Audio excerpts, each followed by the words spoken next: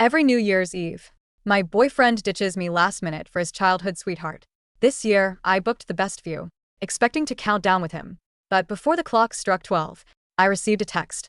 Bella is being forced by her mom to go on a blind date again. I'll accompany her. You go ahead and celebrate first. This time I didn't cry or make a scene. Instead, amidst the sky full of fireworks, I said, "The new year, Gavin. I don't want you anymore." When Gavin called, I was sleeping peacefully. "Mia, where are you?" "No one at the restaurant." "Why didn't you wait for me?" I answered sleepily. "No need. You accompany Stella." "I don't mind." Hanging up the phone, I continued to sleep. Gavin came back soon, asking puzzledly, "Why are you sleeping in the guest room?" "Nothing. Too sleepy." "Let's talk tomorrow." I didn't even open my eyes, pulling the quilt over my head. He was relentless. "What's wrong with you?" Said you didn't mind. "Why throw a tantrum?" I didn't make a sound. Gavin sighed, wanted to hug me, but I dodged. He froze slightly, explaining helplessly, "It's late at night, unsafe for a girl like Stella to run around." Nodded calmly, "I really understand. No need to explain. Go take care of her." He was completely stunned, obviously not expecting this reaction from me. Stella is his childhood sweetheart. And also, the hurdle Gavin and I couldn't get over in our 5 years of dating. Before, whenever he left me to accompany Stella, I would cry, throw tantrums and argue with him like a shrew. But now I'm too tired. I just want to have a good sleep. Gavin still wouldn't leave. Face full of displeasure, I explained countless times. "Why are you still angry?" I sighed helplessly, forcing myself to sit up despite fatigue. "I have things to do tomorrow. Must sleep now." "I'm really not angry." But you clearly. I turned off the light in the guest room, directly buried my head, and slept. Gavin stood quietly for a long time, finally sighed, turned and left in the dark. My tight nerves finally relaxed. This is our 5th New Year's Eve together. And the 5th time he stood me up. The first time, he said Stella broke the water tap and needed him to save her. I waited until the restaurant closed. Waiters were getting off work. The third time, he said Stella sprained her ankle. No one to take care of her. I was provoked and mocked by a couple at the next table alone. Hit by a bottle, head stitched. 7 stitches. This year is the 5th time he said Stella was forced to blind date. In a bad mood. Every time it was because of her leaving me behind. My heart in these abandonments time after time gradually stopped hurting. So this year, I made a wish in the new year. I really don't want him anymore. Slept well all night. I got up early, didn't prepare exquisite breakfast for Gavin as usual, didn't even ask for a morning kiss. Just went out directly. In the afternoon, while I was negotiating a contract with a client, Gavin texted, "I put Stella in a hotel last night. Today she says it's too noisy to sleep well. Can I bring her to our home?" Looking at his text, I suddenly thought of 3 years ago. My parents rarely came to visit me, wanted to stay in our home, but he refused. "I don't like my private life disturbed by others. Better let them stay in a hotel." My parents are others, but Stella is not. How ridiculous. I calmly put down the phone, ignored it until I came home after a busy day, opened the door, and saw Stella holding half a watermelon, sitting on Gavin's favorite designer sofa. Last time I accidentally dripped a drop of water on it. He said angrily, "Don't touch it anymore." But now, watermelon juice dripping on the sofa surface. He was smiling dotingly on the side. Seeing me back, Gavin's smile froze. "Mia, don't misunderstand. I was just afraid if I didn't let her sit, he would cry to my mom again." I nodded indifferently, expression unchanged. "Understand. No need to explain." Gavin's expression relaxed, instantly asking me in a low voice, "Not angry anymore. What do we eat tonight?" I shrugged. I was never angry. You just didn't believe it. He looked me up and down suspiciously, as if distinguishing if I was telling the truth. I ignored him, just as I wanted to let them solve dinner themselves. Della jumped onto Gavin's back. "Brother Gavin, I want to eat at Chapeau. Take me there." "Okay." Gavin naturally supported her, but with his hands behind his back, responding dutifully, "Of course. No problem, brother takes." "You finish speak, remembered me." Turned back, asking hesitantly, "Mia, you want to eat together?" I shook my head, face calm. "Not going. I don't like the taste." "There you guys go." His brows furrowed, tight gaze hesitant. "Really? Didn't you love clamoring to eat out most? Why not go?" I looked at him calmly, smiling but silent. 5 years he never remembered. "I'm allergic to the special sauce at Chez Pierre. Never go there." But because Stella loves it, every time we wanted to eat out, he always chose there. I said dozens of times he didn't remember. Later I stopped saying. Gavin looked at me for a long time, expression obscure, finally turned and left. I was surprised to find myself not sad about this anymore. Even calmly ordered a favorite takeout, eating deliciously while watching a movie. Halfway Mom called baby. Happy New Year, I responded. Smiling. Pretty good. Mom hesitated after a while. Spoke with heartache. Don't lie to Mom. You're unhappy, right? Why? Spent New Year alone. Where is Gavin? The smile on my face faded. He went to accompany his neighbor sister. It's okay, Mom. I'm used to it. Mom coaxed me for a long time before hanging up. The rice in front of me was cold. I stared blankly at the movie ending on screen. Heroine said, in this world, anyone can live without anyone. But Gavin told me countless times, Mia, I really can't live without Stella. Vision a bit sour, but not a drop of tear. I seemed to really let go of Gavin. Almost midnight, Gavin came back. He smilingly pulled down Stella's arms around his neck, pinching her cheek, dodgingly. Stop messing around. Turned to see me. Stunned for a moment, panic flashed in eyes. Mia, not what you think we. I twitched lips indifferently. I don't mind. Frozen there for a long time before asking uneasily, Mia, what exactly is wrong with you? I was about to go back to the guest room to sleep, looking puzzled. Nothing. By the way, was the food good? Still that taste. But why aren't you angry? Why should I be angry? Gavin choked. Couldn't say a word. Past 5 years. He questioned me why I was angry in my hysteria countless times. Now I'm not angry. He unaccustomedly suspects why I'm not angry. Too hard to serve. After that, I left early and returned late every day, avoiding all chances to meet Gavin. Gavin asked me to a concert. I replied 4 hours later. Sorry, too busy. Didn't hear. He wanted me to play squash with him. I refused with regret. Client trouble. Need to revise plan. He wanted couple time Campbell at dinner. I agreed, then cancelled. Sorry, my best friend is sick to accompany. He gradually couldn't stand it.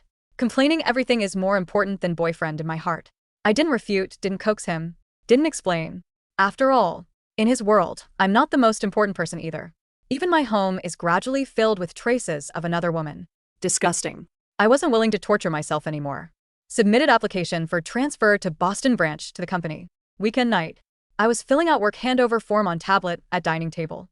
Colleague called. Mia. You leave. What about your boyfriend? I said lightly. Everyone is adult. No one can't live without anyone. You guys wouldn't be breaking up, right? I fell silent, didn't answer. Hung up and continued filling form. Kevin, who was playing games with Stella in living room, came for water, glanced at tablet. Accidentally, suddenly exploded. Mia, you leaving New York? I looked up, glanced at him. Yes. Kevin stood in front of me. Breathing heavy. Why? Just because Stella moved in. I laughed out loud. Expression unchanged. I'm not angry, just normal work. Transfer such a big thing. Why didn't you tell me? I turned off tablet and stood up. I don't think it's a big deal, and it's not decided yet. Finished, about to go back to bedroom. He held my hand, unwilling to let go. But I am your boyfriend. You are not only my boyfriend. I looked straight into his eyes, answering him with his own words. You are also Stella's neighbor, brother. You just take good care of her. First. Gavin froze. Mia. Are you mocking me? I turned into the bedroom. No answer. Next day, noon, Gavin unprecedentedly ran to company to find me. Passed by. Came up to see you. Dinner together after work. Okay. I didn't even lift my head. Not today. A document needed urgently might have overtime. He changed face, immediately reached out, grabbing my hand. Finally looked up at him. Mia, are you sure you are not avoiding me? It's been over a week. My attitude was bad last night. Can you not go for transfer? Let's talk properly. Okay? Stella is really just my sister. The one I love is you. Can we stop making a scene? I said a lot of questions in a row. The person chattering when encountering things changed from me to him. I felt even dealing with him was troublesome. I really didn't make a scene. All normal work. Go back to work quickly. I have to report work to boss upstairs. Finished holding documents. Left office, leaving Gavin on spot looking at me for a long time. The talk Gavin wanted never happened.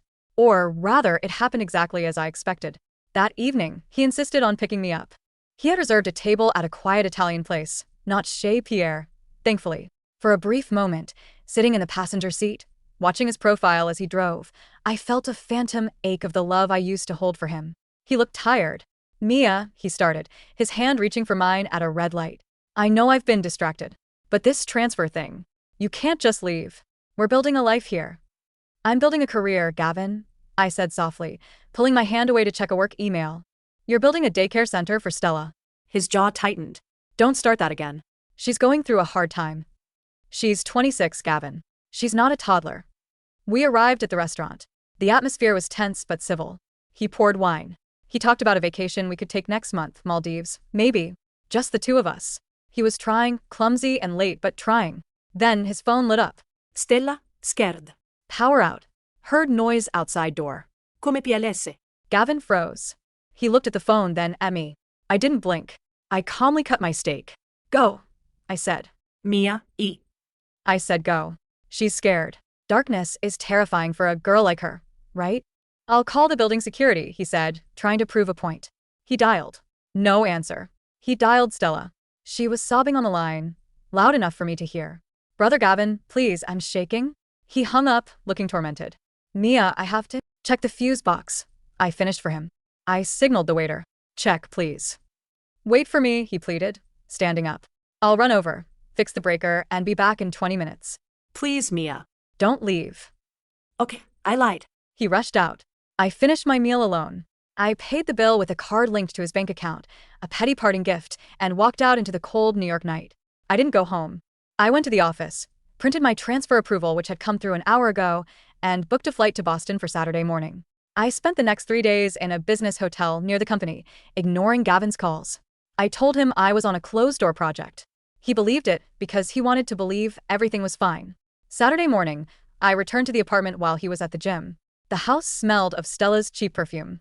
There were dirty dishes in the sink, 2 sets. I packed efficiently. Not everything.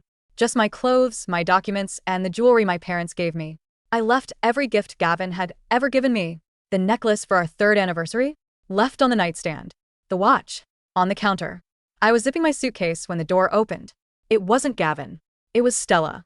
She was wearing my silk robe, holding an apple. She froze, then smirked. A subtle, victorious twitch of her lips. Moving out? She asked, leaning against the doorframe. Finally realized you don't fit in? I looked at her. Really looked at her. She wasn't a rival. She was a leech. And she was welcome to the host. The rent is paid until the end of the month, I said, walking past her.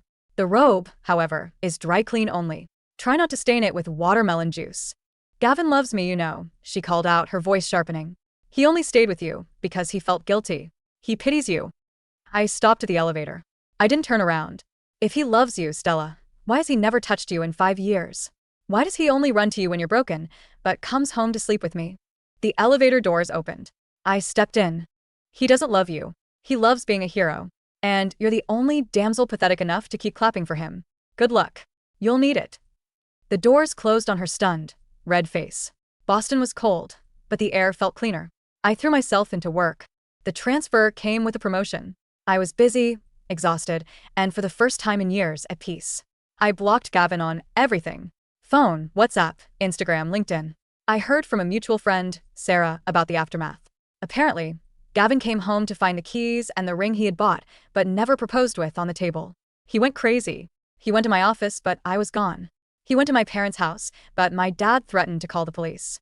Sarah told me, he looks like a ghost, Mia. He keeps saying it's a mistake. He keeps saying you're just throwing a tantrum. Let him say it, I replied, sipping coffee in my new apartment overlooking the harbor. I'm not throwing a tantrum. I'm throwing out the trash. 3 months passed. Gavin's life in New York was imploding. Without me there to manage the household, the finances, and the emotional labor, the reality of living with Stella hit him. It started small. Stella couldn't cook. She ordered takeout 3 times a day using Gavin's card. Stella was bored. She called him, at work constantly. Not for emergencies, but to complain that the Wi-Fi was slow, or she couldn't open a jar. Stella was jealous. When Gavin tried to go out with his male friends, she feigned illness.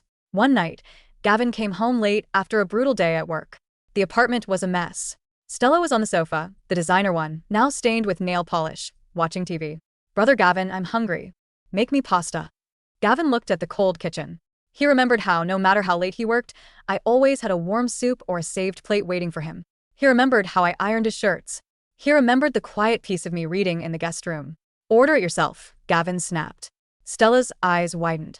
Tears formed instantly, her weapon of choice. You're yelling at me? Because she left?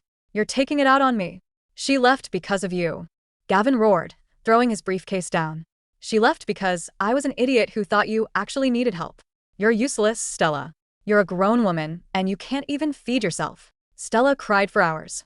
Usually, Gavin would coax her. This time, he went to the guest room, the room I used to sleep in, and locked the door. He buried his face in the pillow. It still smelled faintly of my shampoo. He wept. 6 months after I left, I met Liam. Liam was the legal counsel for our partner company. He was sharp, dry-wit, and crucially, he was an adult. On our third date, his phone rang. He looked at it, declined the call, and put the phone face down. Everything okay? I asked, conditioned by trauma. Just my brother. He wants to borrow my car. He can wait. He smiled at me. I'm busse. I almost cried right there over the calamari. A week later, I walked out of my office building to find a familiar figure standing by the fountain. Gavin. He looked terrible. He had lost weight. His stubble was unkempt. He saw me and his eyes lit up with a desperate, manic hope. Mia. I stopped. My heart didn't race. My palms didn't sweat. I just felt annoyed. Gavin, you're trespassing. He rushed forward, stopping a few feet away when he saw my cold expression. I found you. God, Mia, I've been looking everywhere. Please. Just 5 minutes. You have too. I kicked her out, he blurted out. I raised an eyebrow. Stella. I sent her back to her mom. I told her I can't do it anymore. I changed the locks. It's just me now. The house is empty. It's awful without you. He reached into his pocket and pulled out a velvet box. I was going to do this on New Year's. I was stupid. I took 5 years for granted. Mia, come back. I'll quit my job. I'll move here. Or we go back. Anything you want. Marry me. Passers-by were looking. A romantic gesture, they probably thought. I looked at the ring. It was beautiful. Large. Expensive. And it meant absolutely nothing. Gavin, I said, my voice steady. Do you remember what I'm allergic to? He blinked, confused by the non sequitur. What? Dust? Pollen. The sauce at Chez Pierre? I said. Peanuts. I'm deathly allergic to peanuts. We ate there 40 times in 5 years. I ordered the plain salad every single time. You never noticed. His face paled. Mia, we can fix that. I'll learn. You don't get it. I stepped closer, looking him dead in the eye. You kicked Stella out because she annoyed you. Not because she hurt me. You're not here because you love me. You're here because you're lonely and your life is hard now. You want your maid back. You want your emotional support animal back. No. I love you. You love the convenience of me. I corrected. I don't want you, Gavin. I haven't wanted you since that night you left me for a fuse box. Is there someone else? He demanded, a flash of his old entitlement appearing. There is, I smiled. Me. I finally got myself back. I turned to leave. He grabbed my arm. Mia, please. Let go. A deep voice rumbled. Liam stepped out from the revolving doors. He didn't look aggressive, just calm and solid. He placed a hand on Gavin's wrist. Gavin looked at Liam, then at me. He saw the difference. He saw a man who wouldn't leave his partner at a restaurant. Gavin let go. 2 years later. New Year's Eve. I was in a chalet in Vermont. The fire was crackling. Liam was in the kitchen making hot chocolate. We were debating which bad movie to watch. My phone buzzed. A number I didn't have saved, but recognized. I didn't answer, but the voicemail transcribed automatically. Mia. It's Gavin. Happy New Year. I'm at Chez Pierre. Alone. I. Asked the waiter about the sauce. They said it has peanut oil. I'm sorry. I'm so sorry. I hope you're happy. Stella got married last month. To some guy she met online. She didn't invite me. I guess I really have no one now. Anyway, call me if you ever. I didn't finish reading. Who was that? Liam asked, walking in with 2 mugs. Spam, I said, deleting the message and blocking the number. Ready for the countdown? Ready. 10 seconds to midnight. I looked out the window. The fireworks were starting, painting the snow in shades of gold and red. I remembered the girl who sat alone in a restaurant 5 years ago, waiting for a man who would never come. I sent a silent thank you to her. Thank you for having the courage to sleep in the guest room. Thank you for walking away. 3, 2, 1. Liam kissed me. It was warm, present, and real. Happy New Year, Mia. Happy New Year. I smiled, and for the first time in my life, I truly meant it.